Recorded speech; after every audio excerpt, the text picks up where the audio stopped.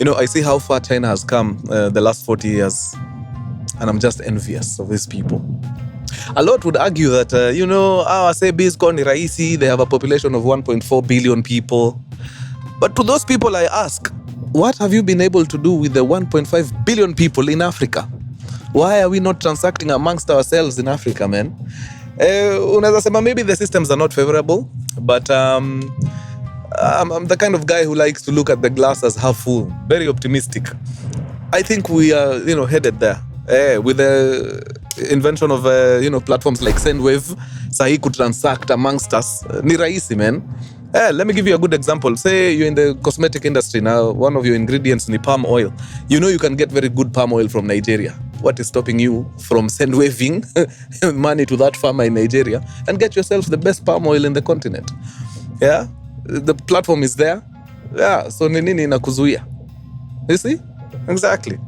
Yeah, and in case you're wondering, Sendwave ni platform moja hatari sana ambayo enable someone to hold, send and receive money in digital dollars. Why digital dollars? Because the digital dollars are pegged on the US dollars. So fluctuation as a local currency, forget. It's all non-existent. Yeah, and it's available in over 120 countries, meaning you can be able to withdraw your money in the currency of the country that you're in. And it's fee-free. More reason why you need to Sendwave that farmer in Nigeria. Yeah. So I think it's about time we started thinking continentally, globally even. Yeah. If you see anything you like on the continent, you go get it. Yeah, because Sendwave is there to make sure that you get what you want. Yeah. Naeka link hapa kwa description. Enda download hiyo, download Sendwave. Once you've done that, use my promo code Abel. Very important. Then top up at least $10. Then mimi nitakuwekea another $3, because you're amazing. Alafu bas, endelea kutransact like a boss, man. Think globally. Sasa wadau, link iko hapo kwa description. Cheza kama wewe, man. Au sio? That's what's up. Tuende kwa story. Wangwana, in the 1900s kuna mjamaa anaitwa Reginald Bray. Alikuwa Mwingereza pale UK. Huyu jamaa alikuwa na this weird fascination ya kutuma vitu na mail. Yani aone tu. Alikuwa anataka kuona yani hii mailing service hii inakuwa gani, iko sawa kabisa. Hebu ni mail kiatu moja nione. Natuma kiatu moja. Inaenda inarudi.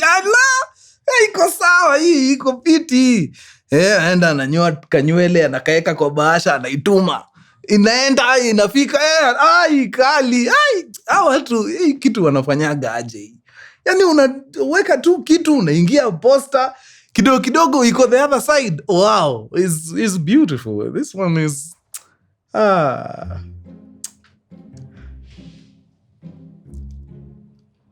mimi nikiingia hapo, kama mzigo,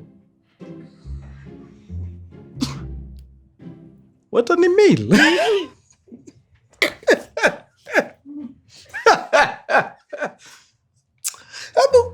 Fundi hebu tengeneza ka box kanaweza nitoshea hivi, alafu box inaundwa teketeke, akakama kaona hii good. Shwa katumbukia pale, wenzake wakaifunika juu na misumari pa. But ni mjanja, alikuwa ameweka drill ndani in case afike mahali asikie hewa inakatika, anadunga tu shimo hapo. Kwa nini haraka faster? Na hivyo ndio mtu wangu akaingizwa posta. Wangwana, believe it or not, Reginald Bray in 1914 was mailed from one place to another through the British Postal Corporation. Mazena akafika. Nilikuwa na expect the worst it happen kwa hii nini. Haiku happen. Actually, ni kwa hiyo harakati huko after anatolewa kwa box, ndio ule mtu wa posta sababu wako ameenda akadiscover wait. Unataka kuniambia hii safari yote nimekuja nimebeba mtu? Sasa yeye ndio alienda akapatia na ripoti kazini. Bana, kuna mzigo ilitoka town A nimepeleka town B. Ilikuwa ni mtu ndani ya box, man. Kama mtu wa posta angekuwa hapo aone mjamaa akitoka kwa box, maybe ingewahi julikana. Watu sasa wangepush. Actually Reginald mwenyewe angepush hii envelope. Aseme okay, one town to another nimejaribu. Chani angalie country sasa. Reginald alaka kuingia pale embassy. Mumeninyima visa. wacha niingie posta. Oh man, aliponea, nothing happened, alifika tu sawa, but because of him sasa sahi watu wa posta wako rada sana, huwezi jitumatuma hapo ovyo ovyo. Yeah, inaleta new meaning to the word ama the phrase jitume buda, jitume. Nataka kujituma, kitu sina ni sanduku la posta, nikiipata.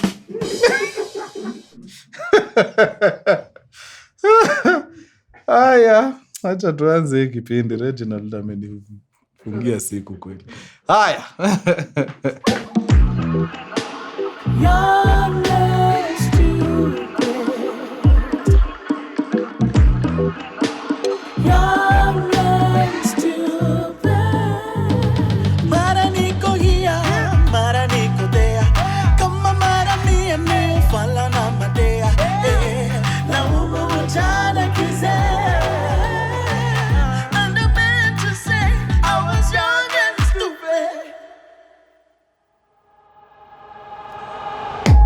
Mkurugenzi. My man, young and stupid, fresh out the kitchen. Hello. Na kabla sijaingia kwa hekaya leo, si unajua vile sudu.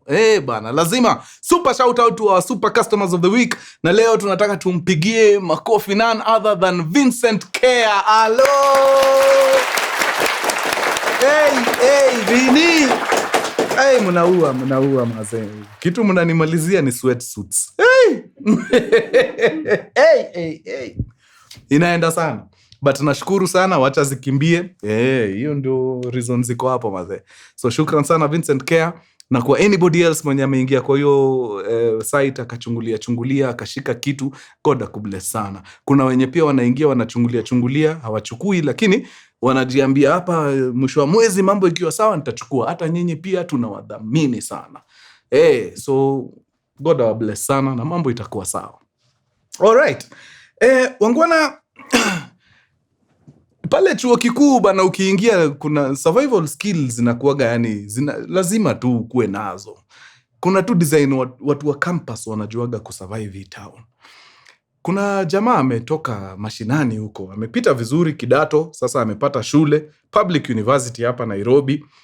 Na sababu ni kitu ambaye si ya kawaida kwa most of hizi villages huko nje. Wazazi wamefurahi, wamemleta baba, mama, wamesindikiza mjamaa akuje admission pale, aingie chuo kikuu.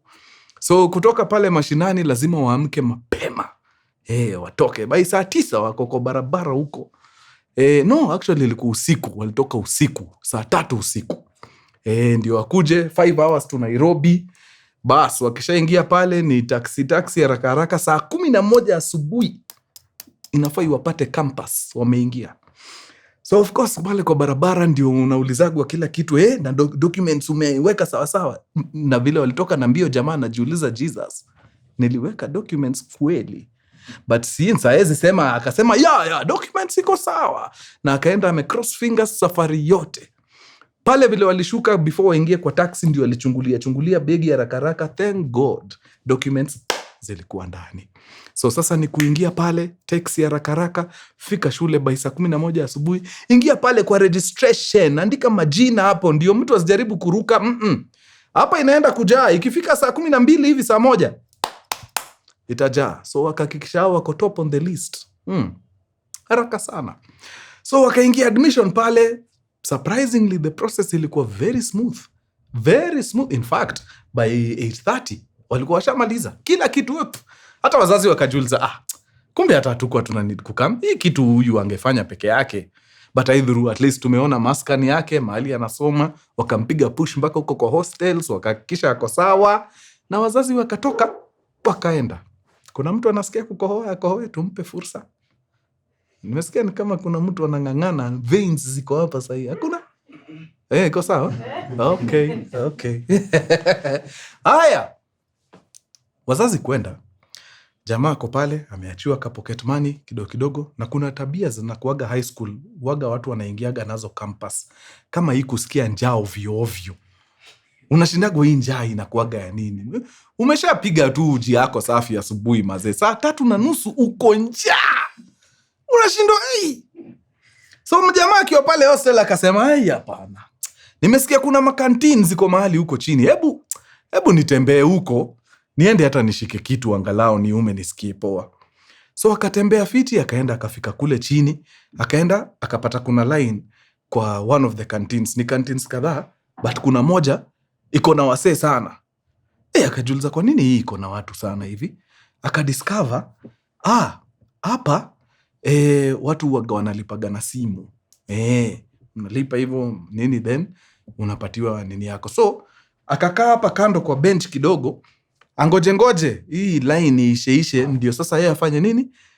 No, alichukua mahali pengine. Hataki, hana hiyo time ya kupanga hii line. Amechukua hapo mahali pengine na akakaa chini. Yeye anadimbua polepole akiangalia hawa watu kwa hii nini wakinunua kwa hii kantini. Akiumauma queen cake zake hapo, akadiscover kitu moja. Agae aliitisha vitu kadha wa kadha, then akaambiwa bei ni X amount. Tuseme ameambiwa bei ni 120 shillings. Huyu jamaa akaingia kwa simu, but kuna vitu wanafanya hapa. First of all, hiyo mali ameingia si app ya kutuma pesa. App ya kutuma pesa zinakuwaga na colors tunajua. Huyu ameingia tu kwa app fulani iko na color tu weird. Anafanya mavitu, then all of a sudden anaonyesha shopkeeper simu. Shopkeeper anaangalia simu, anaona okay, sawa, anampatia hizo vitu zote zenye ameitisha. Huyu jamaa akajiuliza, mse amefanya nini huyu? Jua lie. Hakuna app ya pesa inakaaga hivyo. So after hapo hiyo kitu imeshinda ikimkwaza sana. Akapata of course friends nini.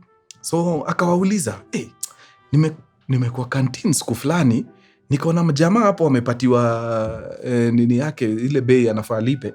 Akaingia kwa simu, sijui ni app gani hiyo. Akafanya vitu nini kidogo akaonyesha na simu. Bas. Na hivyo ndio alipatiwa vitu akaishia. Hiyo ni nini? Jumisi kuielewa. Ndio jamaa akamvuta kando akamwambia, sasa kuna app inaitwa SMS editor. Inaweza edit SMS. Unajua SMS huwezi edit. Sasa nikakutumia SMS utake uwezi. But kuna app inaitwa SMS editor inafanya hiyo shughuli. So jamaa kile uliona akifanya, aliingia kwa message zake za Mpesa. Alright? Ile message yake ya Mpesa ile ndio alikuwa na edit. Ukiedit, si Mpesa balance yako ndio hii. SMS ya mwisho inakuambia balance yako ni 250. Okay?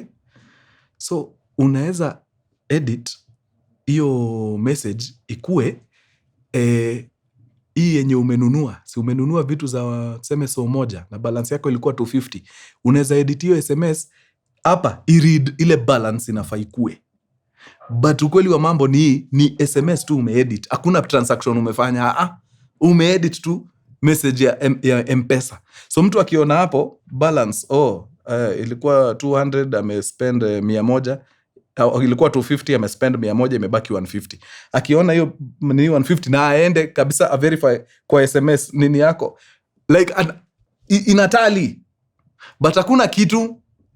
So hiyo app ndio watu wana survive nayo, na ulinotice watu wamejaa kwa that particular shop. Ni sababu huyo hanaga nini? Hanaga ile simu ya kuconfirm. So akionyesha hiyo kitu anakupea tu. So hivyo ndio mnaishi. Asante. Very nice. Akaenda akatulia pale hostel. Kesho yake amekaa kama kawa, njaa ikamtandika, akakumbuka, kwa nini niko na ubao? Na mimi ni mtu niko na form. Akaingia pale kwa nini akadownload hiyo SMS editor very fast. Kudownload akaenda akaangalia nini, akajaribu hata akadownload ka kitu nini, akaedit ka SMS hapo ka Mpesa, akaona hii kitu ina work very nice. Kaingia huko. So jamaa kaingia pale canteen. Alright? Kaenda akaangalia akasema, leo sina njaa sana. Hakuna haja nichukue vitu mingi. Hiyo tamaa ndio inafanyaga watu wanashikwa. So hakuchukua vitu mingi. Alichukua soda 2 na KDF 8.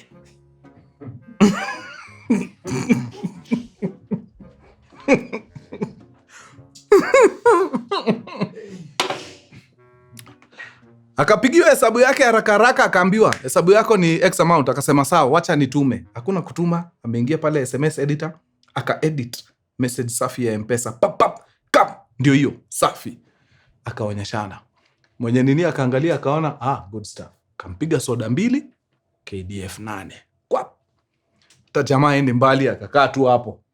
Piga KDF zake. Mtu fulani akakuja kumuomba hapo, unaweza nisaidia hata na kasipa. Kasipia nini? Shika hii yote. Na utembeage na pesa. Unatembea aje bila pesa? Kwani wewe ni mfugo? Ayua zebu? Tembea na pesa. Na mtu wangu sasa yeye ikakuwa lifestyle. In fact hata pocket money sasa aguzi. Pesa yote ya chakula catered for ni edit tu SMS. Ana edit tu, akisikia ubao anaingia pale, ni mayogurt, makeki, manini. Wangwana, baada ya kama mwezi moja, shopkeeper alipiga hesabu zake akaanza kuona hapana. Something is not adding up. So, akaenda akaleta nini? Simu ya confirmation. Aliambia mtu nothing.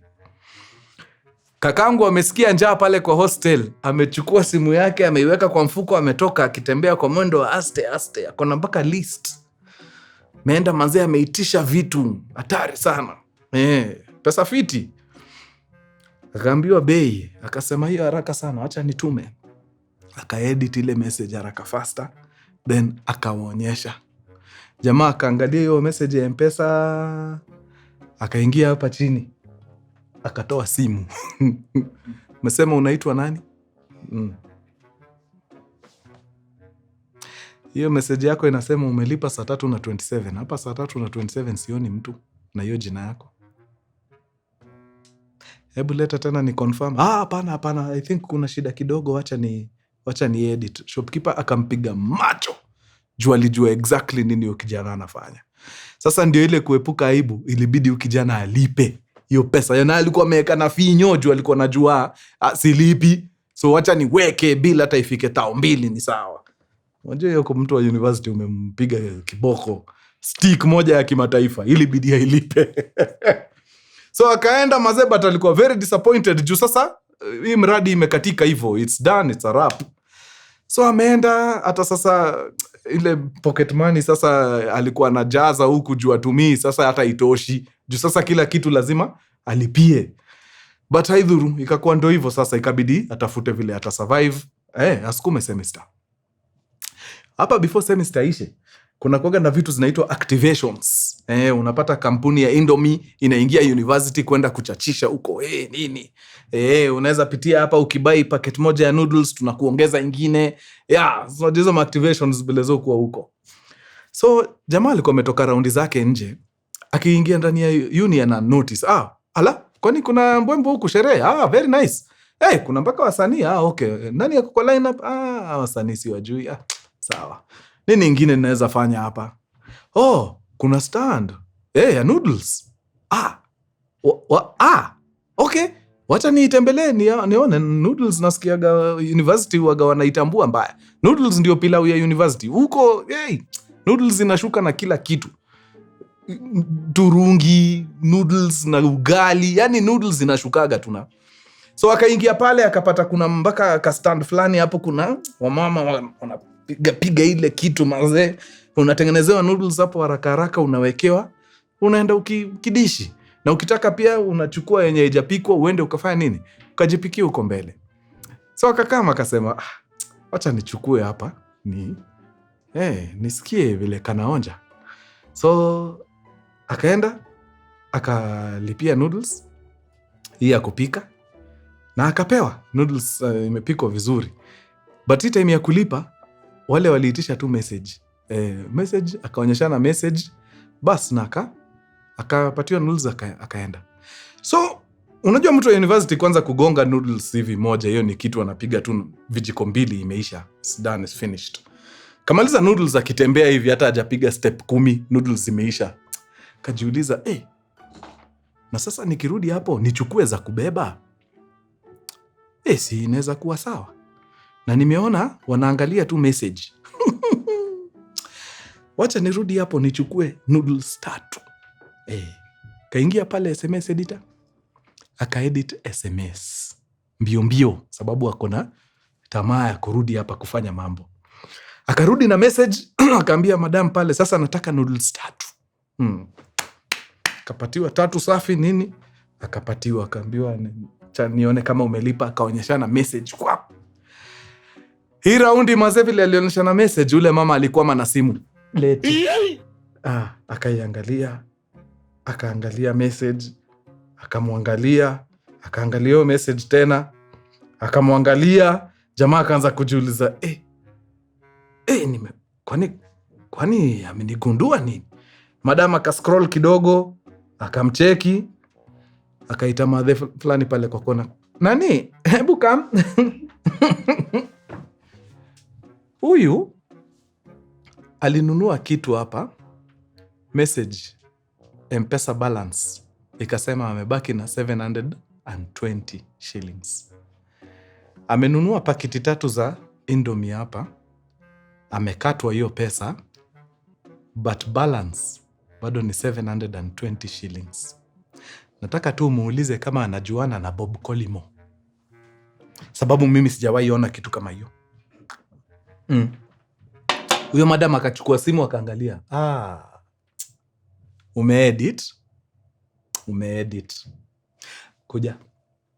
Nataka nikupeleke kwa gari fulani iko pale, kuna mdosi wetu ako hapo. Enda tu umwambie unataka kumuongelesha. Umwambie tu unataka kumbongesha. Alafu mukishabonga ukuje nikupatie simu. So jamaa akajiambia, man, leo manze ndio hiyo siku haina mambo. Akatoka. Akaenda pale kwa bosi. Kapata bosi ndani ya gari. Kaambia niaje, wewe ndio bosi? Nimeambiwa na wale wa mama nikuje nikuongeleshe.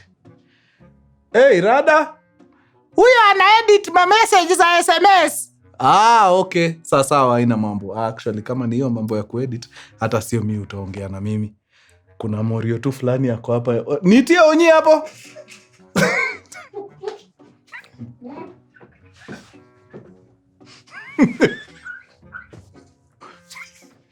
Unataka kuona pandikizi la mtu likitokea hapo, unasemaje bosi?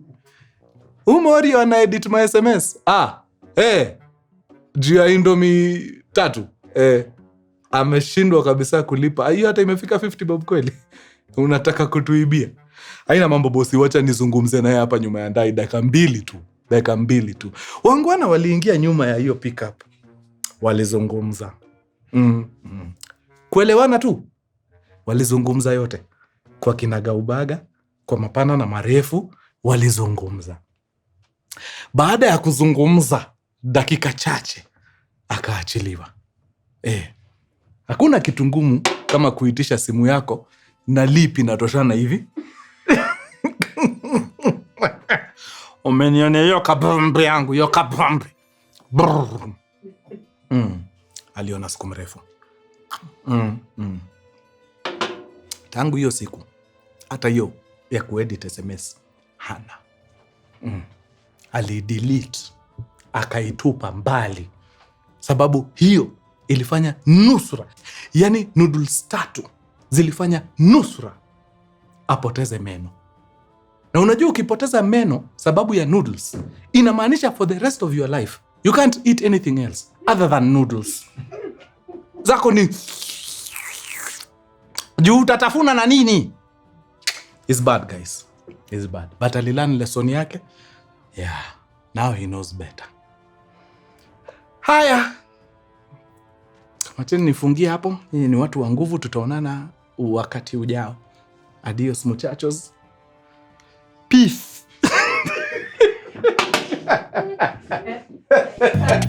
Young and stupid.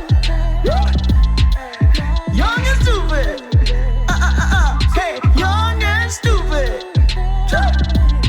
Young and stupid. Young and stupid. Young